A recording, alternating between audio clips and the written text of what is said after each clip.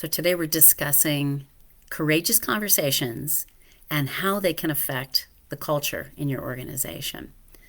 So, how can you build a thriving, positive culture in your workplace and still have those challenging, courageous conversations? So, it's really about consistent, clear communication and commitment to it, and making sure that that communication is always happening. And so that lets team members know that you care about them and you want to keep them informed so they know what's actually happening. Because what happens in the absence of communication is gossip and stories.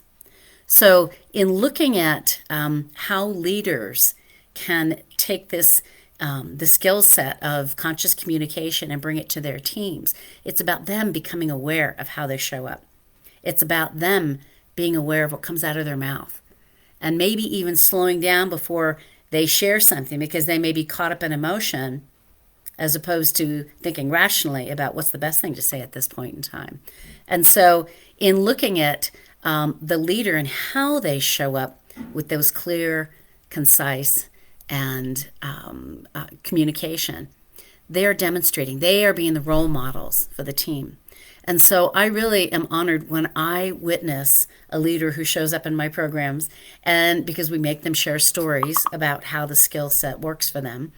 And I'm thinking of a specific story where a leader had to share, she had to have a difficult conversation with one employee. So this employee did something that was just not acceptable. It was actually a safety issue. And so then she had to go back to the team and talk to them about what happened and the decision she made. So she was actually teaching her team how to communicate.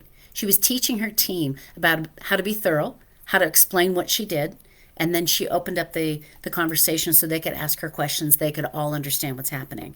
And so then everybody knew. So it didn't leave that gap. And so, because that's where gossip and stories are made up in that gap. So it's really the human beings in your workplace are what make up the culture. And so the more that you can be concise with your communication, you are then changing the culture in your workplace. You then create that thriving workplace culture. So, and actually it's about strengthening those communication and emotional intelligence skills all at the same time. It's all foundational for creating a healthy workplace. So that's today's message.